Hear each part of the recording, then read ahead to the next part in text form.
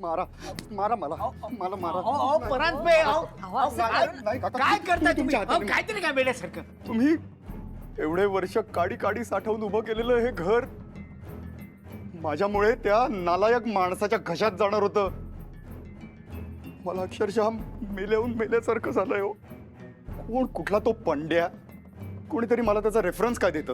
तुम्हाला तुमचं घर विकायचंय म्हणून मी तुमची भेट काय घडवून देतो आणि तो असं करतो. सोडणार नाहीये मी त्याला.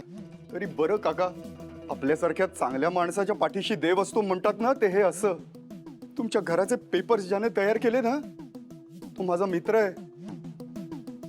त्याने मला सांगितलं तेव्हा मला कळलं, हा हा पंड्या इतक्या कमी किमतीत तुमचं घर घेतोय. मला राहवलंच नाही. तिथल्या तिथे मी त्याला फोन केला. म्हटलं, अरे परांजपेकडे लोक विश्वासाने येतात आणि तू हे हे असं करतोस त्यांच्या बरोबर. रडायला लागला, माफी मागायला लागला. मी म्हटलं नाही. म्हटलं माफी तर सोडच रे तू. तुला मी असा सोडणारच नाही आता. मी तुला आता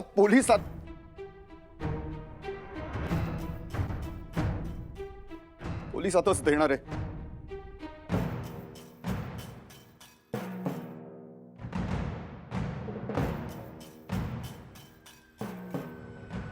काकू, काका, पर्क मानलत ना मला.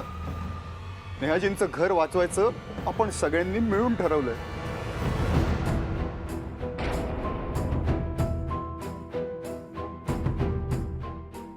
नेहाजींचं कर्ज फेडण्यासाठी घर विकायचंय हे सांगितलं. पण अहो, तो पंड्या इतकी कमी किंमत देतोय हे नाही सांगितलं. इतकी कमी. माझ्या माथी पाप नसतं आलं तुम्हाला हे इतक्या कमी किमतीत बेघर करून सोडलं असतं तर. मी माहितीये का, मी मुद्दामून तुमच्या व्यवहारात पडलो नाही. मी म्हटलं तुम्ही आपलं समजून बोलाल, पण तुम्ही नाही सांगितलं मला. असो, तुम्ही जरी मला आपलं मानत नसलात तरी मी तुम्हाला आपलं समजतो. त्याच्यामुळे मी आता थेट जाऊन त्याच्याकडून घराचे पेपर्स घेणार आणि त्याला पोलीस स्टेशन मध्ये घेऊन जाणार. ही फाईल ऍक्च्युली मी नेहाजी,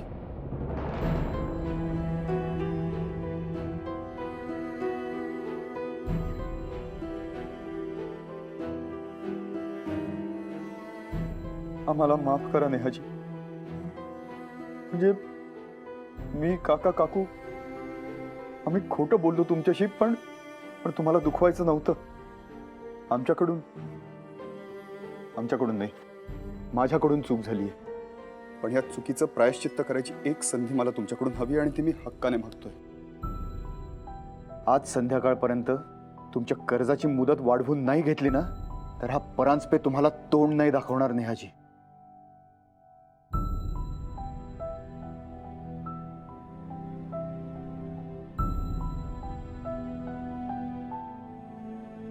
अपराधी आहे मी तुमचा.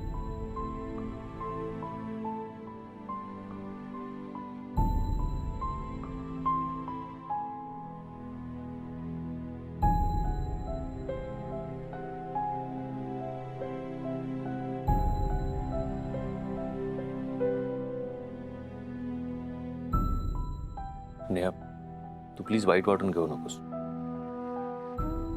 अगं, काका काकूंना तुझं घर जाईल अशी भीती होती म्हणून त्यांनी केलंय सगळं. पण हे बघ, आता सगळं सॉर्ट झालंय. यु नो, एव्हरीथिंग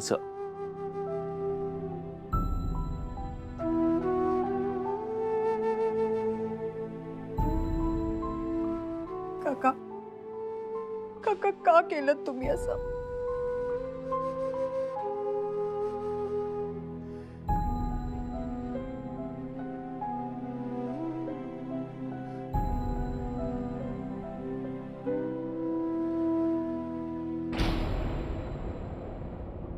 काकू, सांगा ना मला, का केलं तुम्ही असं? हा? अगं बाळा, तुला मदत हवी म्हणून ज्या घरात आयुष्य काढलं ते घर विकायला निघाला होता तुम्ही. मला आणि परीला स्वतःपासून लांब करायला निघाला होता तुम्ही. नाही, मला कळलंय, तुम्ही मला फक्त मुलगी म्हणता, मुलगी मानत नाही. नाही, असं काही नाहीये ग. बाळा, तुझी काळजी वाटत होती का आम्हाला? आणि त्यातून सुटण्याचा हा एकच मार्ग दिसला. नेहा ऐक ना, आपण नंतर शांतपणे बोलू हे सगळं.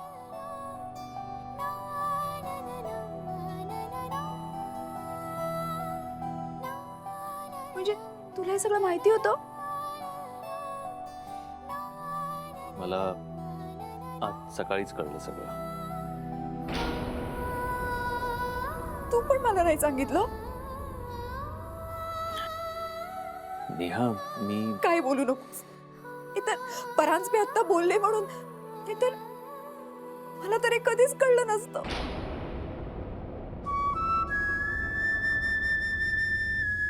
पोरी, काका तुम्ही पण मला म्हणजे अगं बाप म्हणून माझं काही कर्तव्य नाही का? म्हणून पोरीने आपल्या आई बाबांना असं वाऱ्यावर एखाद वेळेस माझ्या डोक्यावरचं छत गेलं ना तरी मी कशी कशी जगेन, पण मी तुमच्या जीवा जगू नाही शकणार.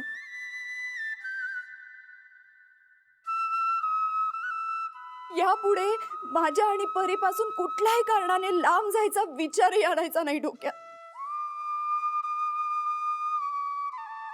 मी माझ्या आई बाबांशिवाय नाही जगू शकणार.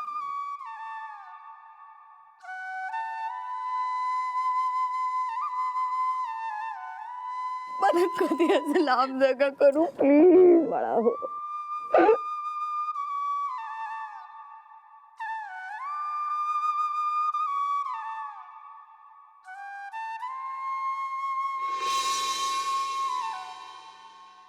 परी चल पटकन बॅग भर तुझी. चल आई मी तर रेडीच आहे. Ready is good girl. थांब इंजेक्शन घेऊन आले. ही बाळा पटकन.